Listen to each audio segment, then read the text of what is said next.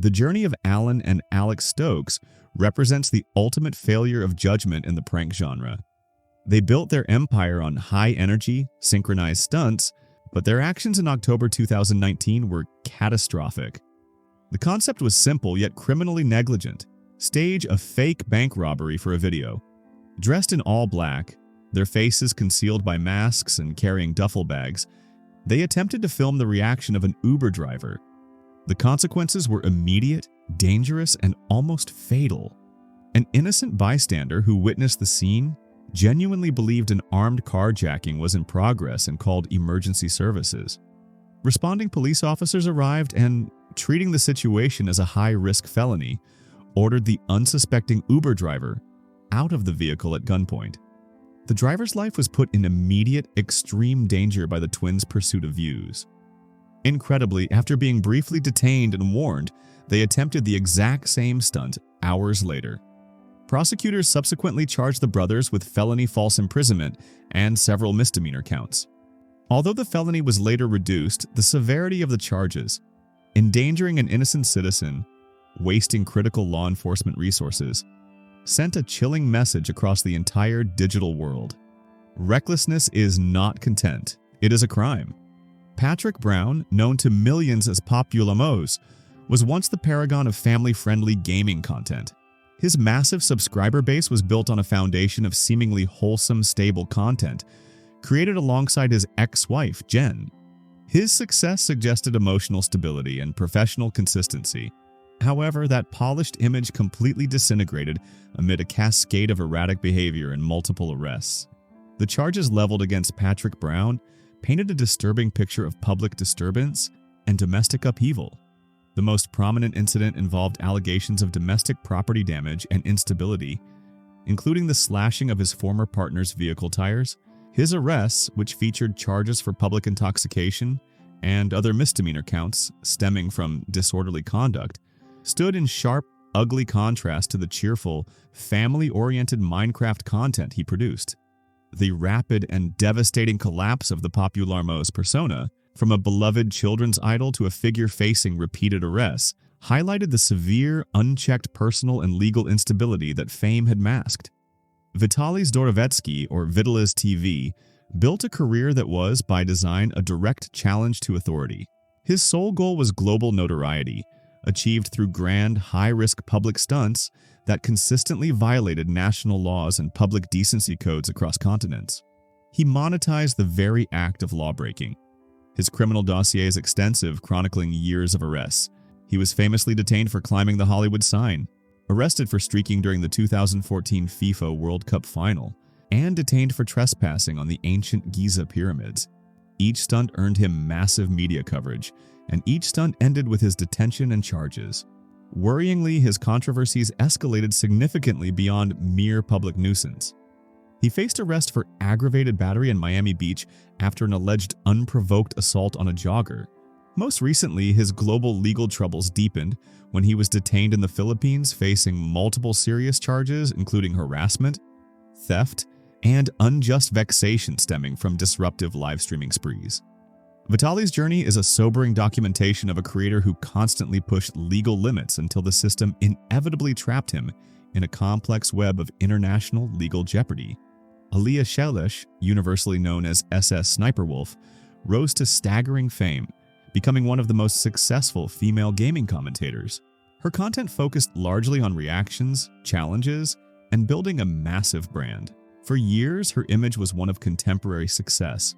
However, her early personal history contains a legal reality that resurfaced as her popularity grew: a charge of armed robbery.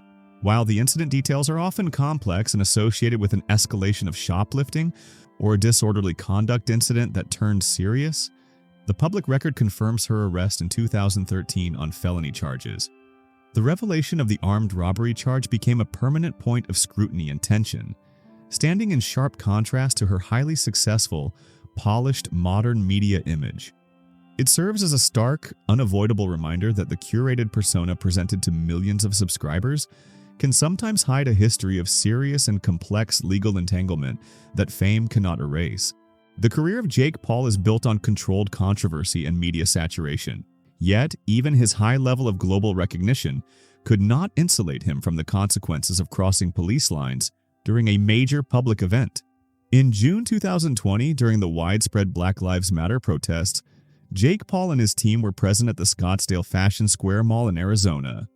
The situation quickly escalated. The area was declared an unlawful assembly, and the mall was subsequently looted by various individuals. Paul vehemently denied participating in any theft or vandalism, claiming he was strictly documenting. However, the critical evidence was his location. The Scottsdale Police Department charged him with 2 misdemeanors: criminal trespassing and unlawful assembly. His arrest highlighted a fundamental legal distinction. Regardless of a creator's intentions, remaining in an area that law enforcement has declared illegal is a violation of the law. For a figure of his magnitude, this arrest was a significant public relations crisis, demonstrating that fame does not grant permission to disregard police orders during periods of civil unrest and chaos. Charles Ross, the creative force behind RossCreations, is a seasoned veteran of the prank community, dedicated to generating public reaction. However, Ross often engaged in stunts that directly mimicked or interfered with public authority and safety. His most notorious arrest occurred in 2019, after he attempted an April Fool's joke that proved too realistic and dangerous. Ross, deliberately dressed in an extremely realistic police uniform, approached a woman in a parking lot and attempted to issue a falsified parking ticket. The consequences were immediate and severe. Ross was arrested and charged with the felony of impersonating a police officer. Authorities stressed that in an environment sensitive to police interaction, such a stunt displayed a profound lack of judgment, endangering the public and disrespecting the authority of law enforcement. For Charles Ross, the cost of a single viral prank was a severe felony charge and the threat of significant jail time. Jason Ethier, known as JayStation, built his early controversial fame on what he called overnight challenge videos. These videos typically involved him illegally breaking and entering into empty homes, stadiums, and businesses to spend the night, filming the entire process for shock value and views, a clear recipe for criminal charges. This intense pursuit of extreme, illegal content led to a documented history of arrests.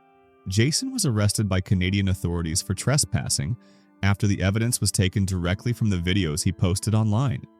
Later, his notoriety peaked when he was arrested at Walt Disney World and charged with trespassing and resisting arrest after a dispute with security officers over his unauthorized filming. JayStation's career became a perfect textbook example of how a creator's unbridled hunger for illegal content leads to a consistent, documented trail of criminal activity. His repeated arrests confirmed that filming yourself commit a crime does not make it entertaining. It simply provides irrefutable evidence for your conviction. Paul Danino, or Ice Poseidon, was a founding father of in real life, IRL streaming, constantly pushing the boundaries of what could be broadcast live. His career was permanently marred by controversy, including a permanent ban from Twitch after a viewer called in a bomb threat hoax while he was streaming live from a commercial airplane. However, his most notorious physical arrest occurred in 2023 in Bangkok, Thailand. While live streaming, Danino engaged in a public, intimate act with his girlfriend, leading to his arrest by local police. He was subsequently charged with violating Thailand's strict anti-pornography laws, a serious offense in the country. This arrest demonstrated the terrifying reality of global celebrity. International law is unforgiving. A stunt that might be a mere suspension in the West becomes a major criminal charge overseas, quickly landing the creator directly in a foreign jail cell. Kyle Myers, known to millions as FPSRussia, ran one of YouTube's most successful channels, famous for featuring heavy weaponry and controlled explosives demonstrations. His persona was that of an eccentric, heavily accented character. Myers' trouble with the law was not a spontaneous prank, but a lengthy, serious federal case rooted in his lifestyle. Following an investigation by the ATF and GBI, Myers was arrested after receiving a quantity of butane hash oil through the mail. He was initially charged with felony possession of a controlled substance with intent to distribute. The critical legal issue was the intersection of two separate crimes. Because Myers possessed a vast collection of firearms, his drug possession became a direct violation of federal law, specifically the Gun Control Act, which strictly prohibits illegal drug users from possessing firearms. He was subsequently convicted, sentenced to 56 days in prison, and served 2 years of probation, showing that federal law has absolute zero tolerance when controlled substances and dangerous weapons meet. We conclude with the unique case of Mark Machan, known as Count Dankula. His legal trouble did not stem from an arrest for physical violence or fraud, but from a conviction for speech, a highly controversial legal case that generated global debate on the limits of freedom of expression and satire. Machan posted a video to YouTube showing himself teaching his girlfriend's pug, named Buddha, to perform a Nazi salute and to react to the phrase, "Do you want to gas the Jews?"